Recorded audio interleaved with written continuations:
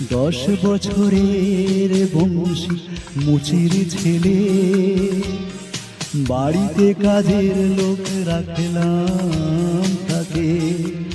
আমার শ্রীমতী বলল শুনে, ও যেন ঠাকুর ঘরে কখনো না ঢোকে। 10 বছরের বংশী মুচির ছেলে, বাড়িতে কাজের লোক রাখলাম তাকে।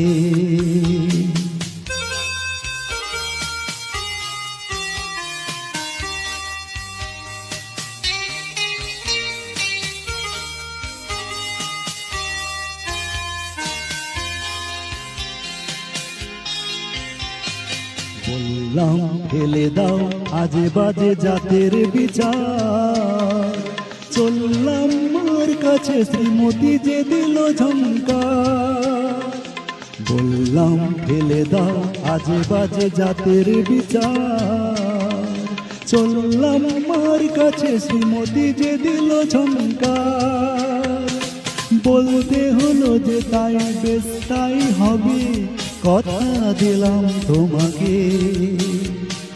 ও যেন ঠাকুর ঘরে কখনো না ঢোকে, ও যেন ঠাকুর ঘরে কখনো না ঢোকে।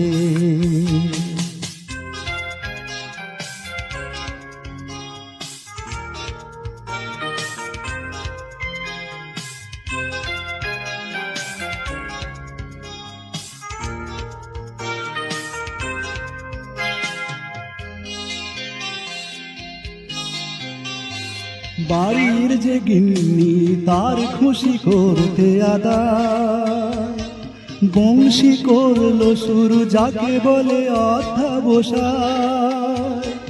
বাড়ির যে গিন্নি তার খুশি করতে আদায়, বংশী করলো শুরু যাকে বলে অধ্যবসায়।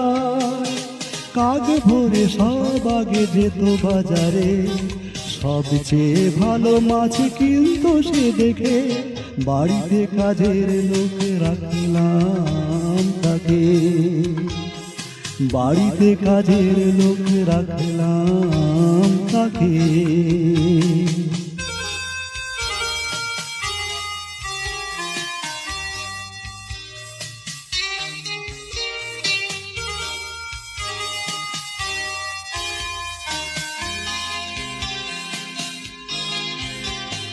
কত কাজ করতো সে, খাটতো সে ভূতের মতো, ক্রমে ক্রমে হয়ে গেল শ্রীমতীর বেশ প্রিয়জন। কত কাজ করতো যে, খাটতো সে ভূতের মতো, ক্রমে ক্রমে হয়ে গেল শ্রীমতীর বেশ প্রিয়জন। হাতের ছোঁয়ায় সে যে করলো আপন, ঠাকুর ঘরটা ছাড়া সারা বাড়িটাকে। বাড়িতে কাজের লোক রাখলাম তাকে। 10 বছরের বংশী মুচির ছেলে, বাড়িতে কাজের লোক রাখলাম তাকে।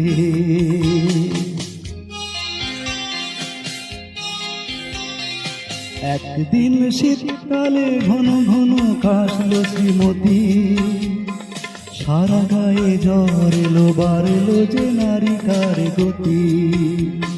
বংশী আনলো দেখলাম ডাক্তার, জড়িয়ে ধরলো তার পা দুটোকে। 10 বছরের বংশী মুচির ছেলে,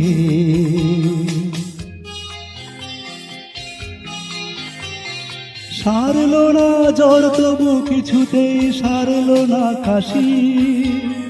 দিন গেল রাত এলো, সারা রাত জাগে বংশী। ঘর ছেড়ে গেল না সে একটি বারো, অবাক হলাম তার সেবা করা দেখে। বাড়িতে কাজের লোক রাখলাম তাকে।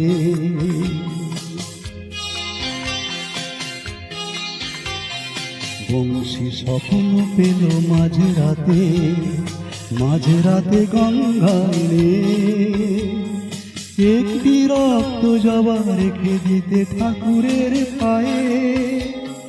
মা ঠাকুরে বলল সে শুধু একবার, ঠাকুর ঘরেতে যেতে দিন আমাকে। না না, ঠাকুর ঘরেও যেন না ঢোকে।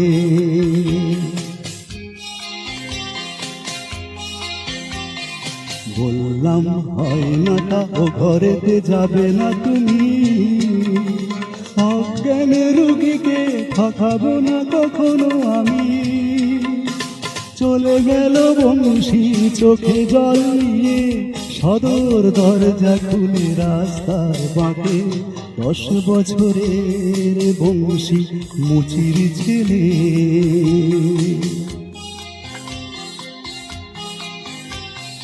ভোরবেলা চেয়ে দেখি জবা ফুল ঠাকুরের পায়ে।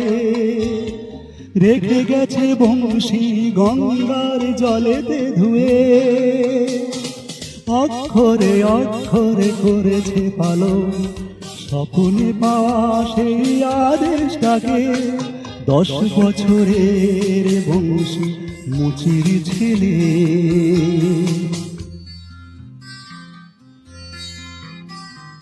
ডাক্তার যা পারেনি বিস্ময় দেখলাম সেটা। ধীরে ধীরে খুলে গেল সে মতির 2 চোখের পাতা।